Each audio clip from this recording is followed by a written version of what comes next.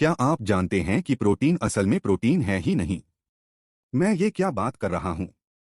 इस विषय को लेकर लोगों में कुछ भ्रांतियां हैं, जिनकी मैं आज सफाई देना चाहता हूँ क्योंकि मुझे ये सवाल अक्सर सुनने को मिल जाते हैं। सबसे पहले हम प्रोटीन की आवश्यकता को लेकर बात करेंगे। आमतौर पर आपको रोजाना कम से कम औसतन 50 ग्राम प्रोटीन की जरूरत होती है। इसे निकालने का एक फॉर्मूला है, जिसमें हम आपके किलोग्राम वजन को 0.8 या 1 से गुणा करके इसकी मात्रा का पता लगाते हैं। भ्रम की स्थिति कुछ इस प्रकार से पैदा होती है। चलिए मीट की बात करते हैं। हम उदाहरण के लिए यहाँ लगभग 100 ग्राम मीट की बात करेंगे, जो लगभग 3.5 औंस के बराबर होता है। आप 100 ग्राम मीट खाते हैं और सोचते हैं कि आपको अपनी रोजाना की जरूरत का दुगना प्रोटीन प्राप्त हो रहा है। ऐसा नहीं है, क्योंकि यहाँ हमें दो चीजों पर ध्यान देना होगा।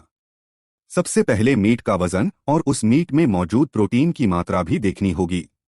ये दो अलग चीजें हैं, क्योंकि उस मीट में असली प्रोटीन 100 ग्राम नहीं बल्कि केवल 26 ग्राम ही होता है। और आप कहेंगे कि मीट में तो पूरा प्रोटीन ही होता है। नहीं, ऐसा नहीं है।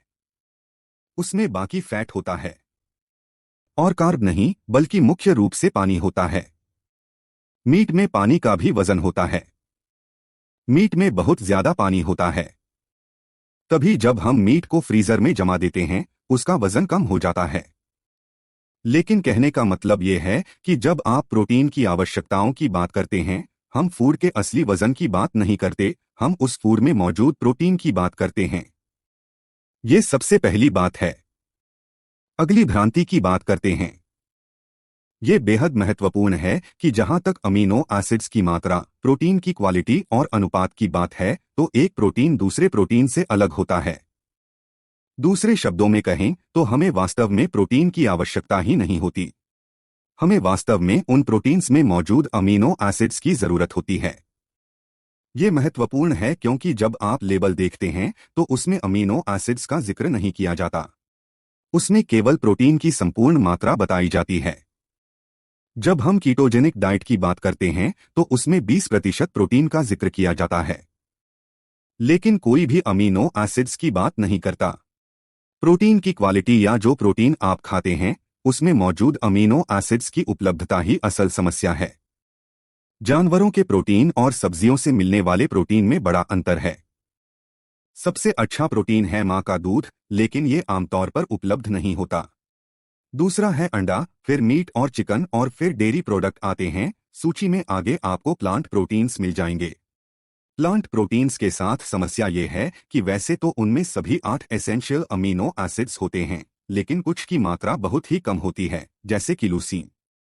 मांसपेशियों के विकास के लिए लूसीन बेहद आवश्यक है, और अगर आप प्लांट बेस्ड प्रोटीन्स ले रहे हैं तो आपको बहुत ज्यादा लूसीन नहीं मिलेगा और आपकी मांसपेशियों को परेशानी होगी। व्हीट प्रोटीन की बात करें तो 80% प्लांट बेस्ड प्रोटीन हमें व्हीट या गेहूं से ही मिलता है, जिसमें लूसीन, लाइसीन और मिथायोनाइन बहुत कम होता है, लेकिन फिर भी ये प्रोटीन है। आप इसकी पूर्ति कैसे करेंगे? आप इन्हें ज्यादा खाने लगते हैं। समस्या ये है कि इसे ज्यादा खाने पर आपको कार्ब भी ज्यादा मिलेंगे, खासकर यदि आप साबुत सब्जियां खाते हैं। अगर आप मुझसे पूछें तो यदि आप वीगन बनना चाहते हैं और आप बहुत ज्यादा प्रोटीन वाले फूड्स खाना चाहते हैं, तो ये फूड्स कौन से होंगे? इन्हें खोजना बहुत मुश्किल होगा, क्योंकि ऐसा कोई भी वीगन फूड नहीं है जिसमें बहुत ज्यादा प्रोटीन मौजूद होगा। कुछ प्रोटीन नट्स, कुछ सोय और कुछ प्रोटीन ग्रेन्स में होता है, लेकिन उनमें बड़ी मात्रा में कार्बोहाइड्रेट भी मौजूद रहते हैं। अगर आप प्रोटीन बढ़ाते हैं तो कार्ब भी बढ़ते जाते हैं, और इसके कारण आप कीटो से पूरी तरह बाहर हो जाते हैं। मेरे शो पर एक महिला आई थी। उन्होंने एक बेहद दिलचस्प सवाल उठाया। महिला वेजिटेरियन थी, उनको आंतों की समस्या थी और वे उसे ठीक करना चाहती थी। मैं पहले भी बता चुका हूं कि अगर आप कीटो कर रहे हैं और आपको आंतों की समस्या है तो आपको मीट खाना शुरू करना चाहिए। अगर आप वेजिटेरियन या वीगन बनने की कोशिश कर रहे हैं तो ये बात आपको समझ नहीं आएगी। अच्छी बात यह थी कि वह महिला वेजिटेरियन थी। वो वीगन नहीं थी, क्योंकि अब वो कम से कम अंडे तो खा ही सकती थी। मैंने उन्हें ऐसा ही करने को कहा। वीगन या वेजिटेरियन डाइट में कीटो करना आसान नहीं होता, क्योंकि उस स्थिति में आपको रिफाइंड फूड्स का सेवन करना पड़ता है, जैसे कि रिफाइंड प्रोटीन पाउडर। आजकल आपको वीगन प्रोटीन पाउडर दिख जाएंगे, उन्हें क्लीन प्रोटीन कहते हैं। आप जानवरों से मिलने वाले प्रोटीन के बारे में क्या कहेंगे? Grass fed grass finished animal protein के बारे में क्या कहेंगे? ये प्रोटीन भी बेहद साफ सुथरे और संपन्न होते हैं। जितनी क्वालिटी आपके शरीर को चाहिए, प्लांट बेस्ड प्रोटीन्स उसके आसपास भी नहीं आते, खासकर यदि आप नौजवान हैं और आपका बच्चा बढ़ रहा है। यदि आप किसी शिशु को सही अमीनो एसिड्स की पर्याप्त मात्रा के बिना फूड्स खिलाते हैं तो उससे उनका विकास रुक सकता है। मैंने उस महिला से पूछा कि वो वेजिटेरियन क्यों बनी। उसने मुझे बताया कि वो सारी जिंदगी वेजिटेरियन ही थी क्योंकि मीट खाने से उसका पेट दुखने लगता था। ये बड़ी अजीब बात है। प्राकृतिक तौर पर हमारा पेट बहुत ज्यादा एसिडिक होता है। ये इतना एसिडिक होता है कि इसका पीएच 1 से 3 के बीच होता है, बैटरी के एसिड के जितना। हम प्रोटीन को बहुत आसानी से पचा सकते हैं, बशर्ते पीएच ऊपर ना गया हो और एसिड कमजोर ना हो गया हो। उस स्थिति में हम मीट को नहीं पचा पाते। इसलिए अगर आप मीट को पचा नहीं पा रहे हैं तो इसका अर्थ ये हुआ कि आपके पेट में पर्याप्त एसिड नहीं है या पेट का एसिड कमजोर है और आप मीट नहीं खा पाते। खासकर आपको रेड मीट पचाने में परेशानी आती है। मैंने उनसे कहा कि हम आपकी परेशानी का निवारण कर सकते हैं। मैंने कहा कि अगर आपका शरीर एनिमल प्रोडक्ट को पचा पाता है तो क्या आप मीट नहीं खाएंगी? उन्होंने मना कर दिया। मैंने उनसे कहा कि आपको बीटेन हाइड्रोक्लोराइड लेना शुरू करना चाहिए। आप खाने के साथ इसकी 2 या 3 गोलियां ले सकते हैं, धीरे धीरे उस मात्रा को बढ़ा सकते हैं और देख सकते हैं कि कुछ हफ्तों बाद इसका क्या असर पड़ता है। मैं आपको बता सकता हूं कि कुछ ही हफ्तों में आपके पेट का एसिड बढ़ने लगेगा, आप प्रोटीन को आसानी से पचा पाएंगे और समस्या से छुटकारा मिल जाएगा। हमारे किसी भी फूड में कोई एक चीज नहीं होती, उसमें कई चीजें मिली होती हैं, जैसे कि कार्बोहाइड्रेट, फैट और प्रोटीन्स, जब तक कि आप उन्हें रिफाइंड नहीं करते, जिससे आप उन्हें अलग अलग कर सकते हैं। जब आप प्रोटीन की आवश्यकताओं की बात करते हैं तो हम वास्तव में उस फूड के अंदर अमीनो एसिड्स या प्रोटीन की बात करते हैं। अगर आप प्लांट बेस्ड प्रोटीन ले रहे हैं और आप में कुछ अमीनो एसिड्स की कमी हो जाती है तो आपको 2 बड़े लक्षणों का सामना करना पड़ सकता है। पहला लक्षण है थकान और आलस। दूसरे लक्षण में आपका मूड खराब रहने लगेगा। लेकिन दुर्भाग्यवश बहुत सारे लोग प्लांट बेस्ड प्रोटीन, बहुत ज्यादा सोय प्रोटीन लेते हैं, जिससे उनका पाचन खराब हो जाता है, इससे उनका मूड प्रभावित हो जाता है, ऊर्जा पैदा करने की उनकी काबिलियत कम होने लगती है।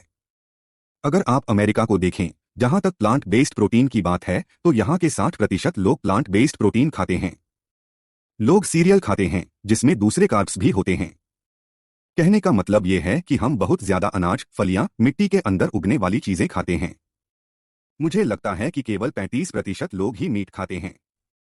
इसलिए मैं कुछ बेहद महत्वपूर्ण बातें साफ कर देना चाहता हूं। अगर आपका कोई छोटा बच्चा है और आप मां के दूध के बाद उनका खाना शुरू करवा रहे हैं तो बच्चों के लिए उपलब्ध बहुत सारे फूड्स या इन्फेंट फार्मूला में बहुत ज्यादा सोय मिलाया जाता है और उनमें तथाकथित स्वस्थ माने जाने वाले प्लांट प्रोटीन्स भी मिले होते हैं, जिसके कारण बच्चों में पाचन की कई समस्याएं पैदा हो जाती हैं। अगर आप अपने बच्चे के लिए फूड की तलाश कर रहे हैं तो एक कंपनी है जिसकी मैं आपको सलाह देना चाहता हूं। इस कंपनी का नाम है सेरेनिटी किड्स। मैंने कभी इस कंपनी से संपर्क नहीं किया है, मैं इनके साथ जुड़ा हुआ भी नहीं हूं, लेकिन मुझे लगता है कि इनके प्रोडक्ट्स की क्वालिटी बहुत बढ़िया है। ये छोटे छोटे पाउच बनाते हैं। कंपनी बेहतरीन फार्मों के मीट का इस्तेमाल करती है। यहाँ आपको पूरी पारदर्शिता मिलती है। प्रोडक्ट्स में स्क्वाश, सब्जियां, बोन ग्रोथ भी मिलाया जाता है। ये प्रोडक्ट बहुत बढ़िया हैं और मैं नीचे इनका लिंक भी डाल दूंगा। यदि आपके पास कोई छोटा बच्चा है जिसे आप कुछ अच्छा खिलाना चाहते हैं, आप नहीं चाहते कि आप उसे मार्केट में मिलने वाले हानिकारक प्रोडक्ट खिलाएं, जैसे कि एप्पल सॉस, सीरियल, क्योंकि ये बच्चों के लिए बिल्कुल भी अच्छे नहीं होते, तो आप उन्हें सेरेनिटी किड्स के प्रोडक्ट्स दे सकते हैं। अगली बार जब भी आप किसी प्रोडक्ट पर प्रोटीन की जानकारी पढ़ेंगे तो आप समझ जाएंगे कि उसमें कैसा और कितना प्रोटीन है। मैंने एक दूसरा वीडियो भी बनाया है जिसमें प्रोटीन की आवश्यकताओं की ज्यादा जानकारी दी गई है, उससे आपको दूसरे तरह के प्रोटीन्स के उदाहरण भी मिल जाएंगे। आप वो वीडियो यहां देख सकते हैं। चैनल सब्सक्राइब करना ना भूलें।